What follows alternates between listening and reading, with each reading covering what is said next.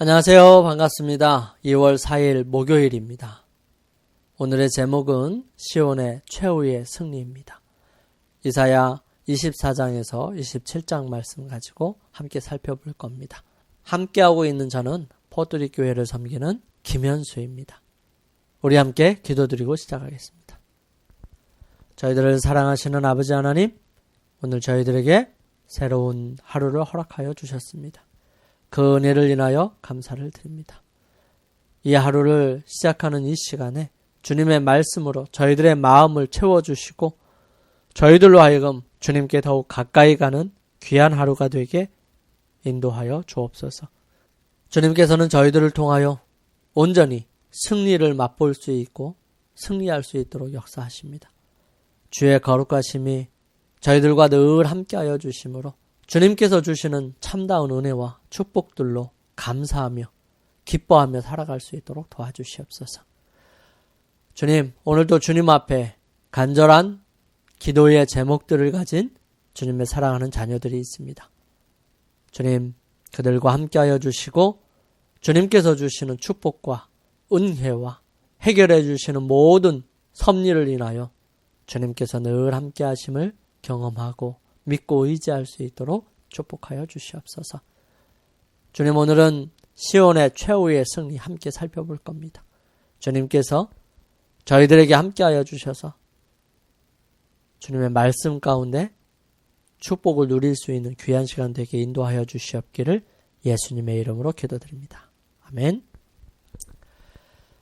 이사야 25장 9절은 이렇게 기록합니다. 그날에 말하기를 이는 여호와시라 우리가 그를 기다렸으니 우리는 그의 구원을 기뻐하며 즐거워하리라. 각 나라에 대한 심판의 기별을 다룬 이사야 13장에서 23장을 뒤로 이사야 24장에서 27장은 하나님의 원수들이 당하는 전 세계적인 규모의 결정적인 패배와 그분의 백성들을 위한 구원을 묘사합니다. 이 황폐한 세상을 묘사하는 이사야 24장과 재림 후에 있을 천년기 사건을 묘사하는 계시록 20장이 아주 비슷하게 나타나는데요. 그 이유가 무엇인지 함께 살펴보겠습니다. 주님께서 재림하실 때 악한 자들은 온 지면에서 사라집니다. 그들은 주님의 입기운으로 죽고 주님의 영광의 빛으로 멸망을 당하지요. 그리스도께서 당신의 백성을 하나님의 도성으로 데려가심으로 이 세상에는 거민들이 없어집니다. 여호와께서 땅을 공허하게 하시며 황무하게 하시며 뒤집어 엎으시고 그 거민을 흩으시리라. 땅이 온전히 공허하게 되고 온전히 황무하게 되리라. 여호와께서 이 말씀을 하셨느니라.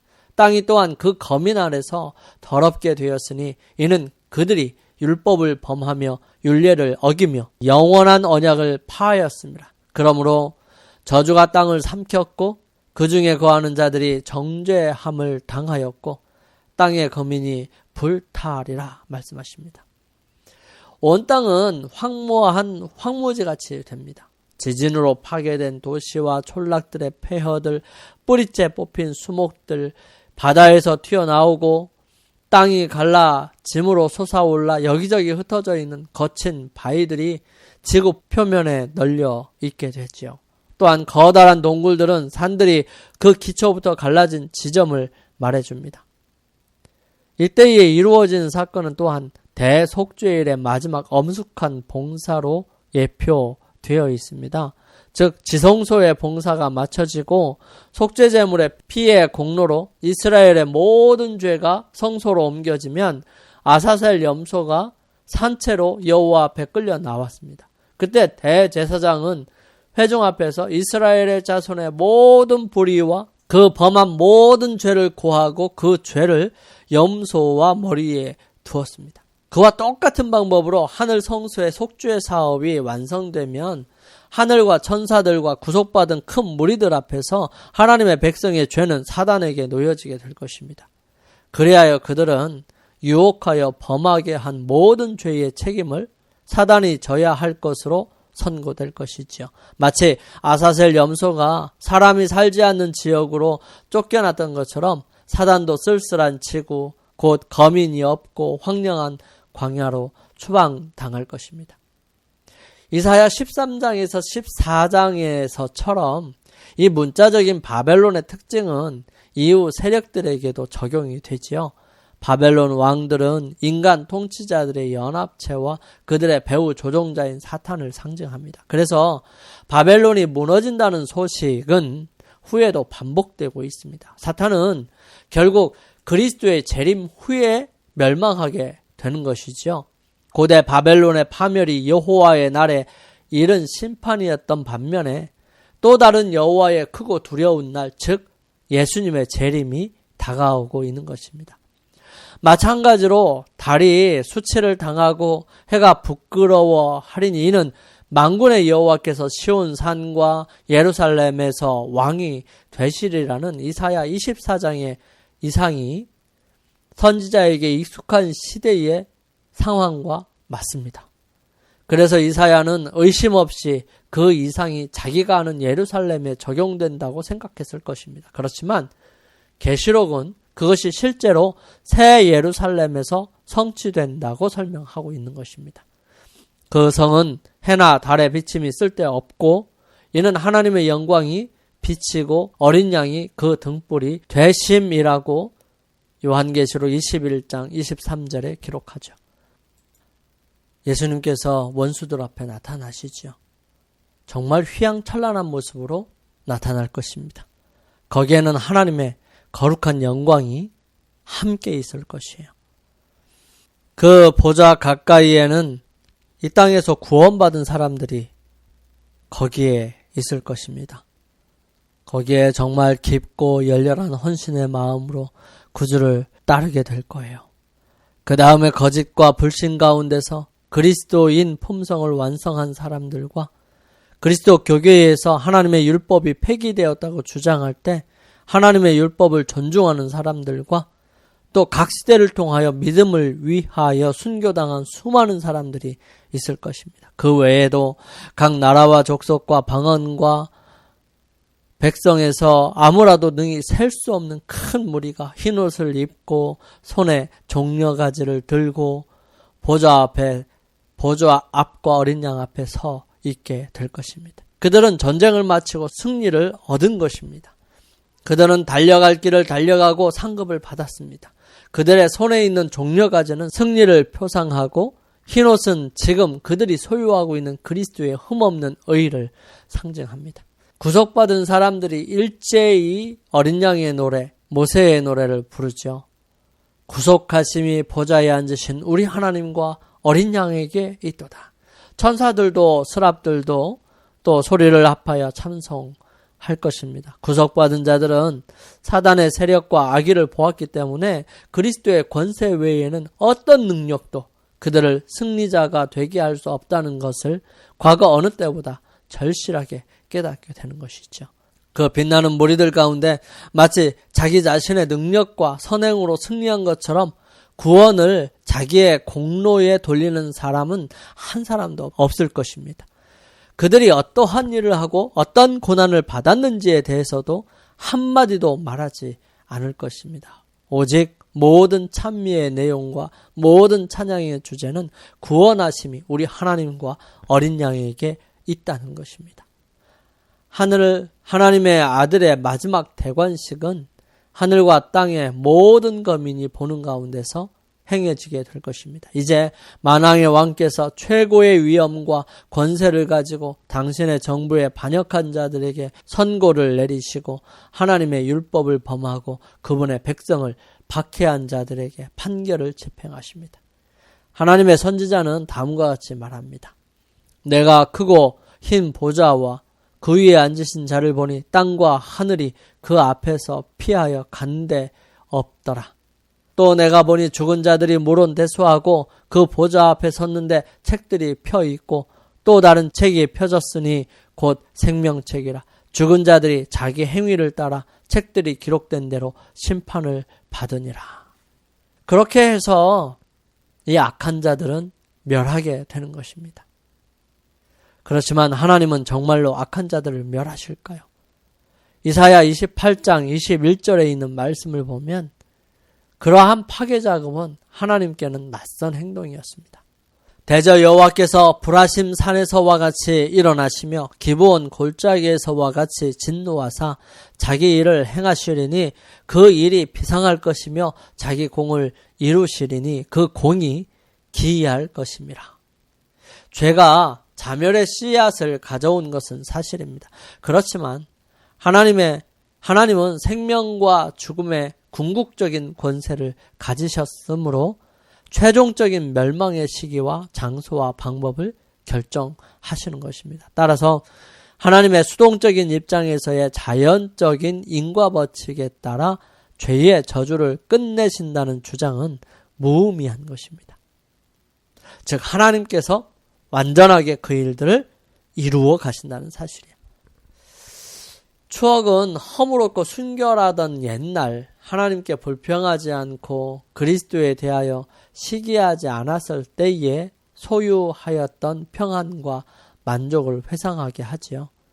그의 비난과 반역, 천사들의 동정과 지지를 얻기 위한 그의 기만, 하나님께서 용서해 주시겠다고 하셨을 때에 자신의 회복을 위하여 아무런 노력도 하지 아니함으로 나타낸 그의 고집 등 이 모든 것들이 마음 가운데 생생하게 떠오를 것입니다. 누구에게요? 사단에게.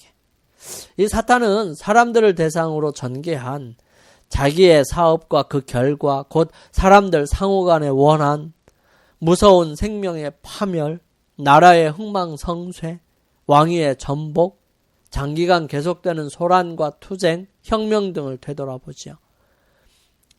사탄은 그리스도의 사업을 반대하고 인류를 타락시키기 위하여 끊임없이 애써온 것을 생각하게 될 것입니다.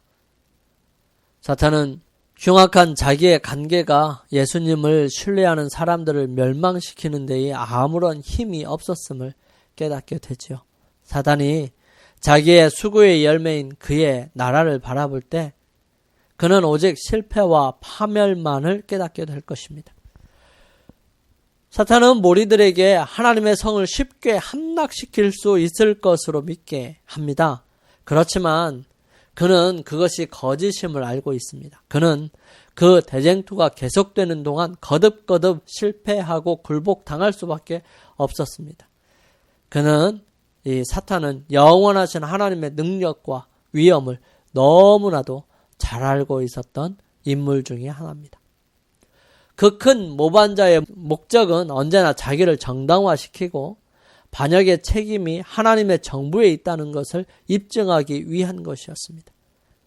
사탄은 이 목적을 달성하기 위하여 그의 탁월한 지력을 모두 기울여 왔었습니다. 그는 신중하고 조직적으로 일을 하여 그 큰 무리들이 그처럼 오랫동안 계속해온 대쟁투에 대한 그의 주장을 수락하도록 이끄는데 놀라운 성공을 거두어 왔었지요. 이 수천 년 동안 이 반역의 괴수는 오류를 진리라고 속여왔던 것입니다. 요즘도 마찬가지예요. 이런 일들이 비일비재합니다. 여러분, 눈에 보이는 게 전부가 아니지요. 그렇죠? 이제 마지막으로 1000년이 끝나고 난 다음에 새 예루살렘이 이 땅에 내려올 때 이 사단은 그때 다시 일어난 둘째 부활을 한 악한 자들이 엄청나게 깨어났을 때에 그때 다시 한번 그들을 속이기 위하여 일어섭니다. 이제 반역의 마침이 실패로 끝나고 사단의 경력과 품성이 드러날 때가 왔습니다. 큰 기만자 사단은 그리스도를 폐위시키고 하나님의 백성을 멸망시키고 거룩한 성을 탈취하기 위한 마지막 큰 싸움에서 그의 정체는 완전히 폭로되었습니다. 그와 연합해온 자들은 마침내 그의 사업이 완전히 실패로 돌아간 것을 알게 될 것입니다. 그리스도를 따르는 자들과 충성된 천사들도 하나님 정부에 대한 사단의 음모의 전모를 보게 됩니다. 사단은 온 우주의 증오의 대상이 되죠. 사탄은 그의 고의적인 반역이 그로 하여금 하늘에 적합하지 못하게 만들었음을 압니다. 그는 전력을 다하여 하나님을 대적하여 싸워왔습니다. 하늘의 순결과 평화의 조화는 그에게 극심한 고통이 될 것이었습니다. 하나님의 자비와 공의에 대한 그의 비난은 이제 잠잠해질 수밖에 없었습니다. 그가 여호와께 돌리려고 노력해 온 비난이 자기에게로 남김없이 돌아오게 됨을 느끼게 될 것입니다. 이제 사단은 엎드려서 자기에게 내리는 판결의 공의로움을 고백할 수밖에 없는 상황을 맞이하게 되는 것이죠. 이러한 모든 것들이 예수님께서 오시는 그때, 새 예루살렘이 내려오는 그때 일어나는 일들이에요. 이사야서는 요한계시록과 마찬가지로 이 바벨론으로 대표되는 사단과 악의 세력이 최종적으로 멸망하고 하나님과 그분의 백성이 승리할 날을 예언합니다. 그것이 천년기 후에 새 예루살렘이 내려올 그때입니다. 영감의 말씀 함께 살펴봅니다. 바벨론이 멸망할 때, 바벨론은 그 죄의 분량을 다 채웠다. 그의 때가 이르렀고 멸망의 시기는 무르익었다. 이제 그들을 위대하게 해주었던 모든 것을 박탈당하고 궁핍해지고 아무런 방비 없이 버려진다. 그들은 하나님보다 더 좋아했던 우상들이 멸망당하는 것을 보고 무서워 떤다.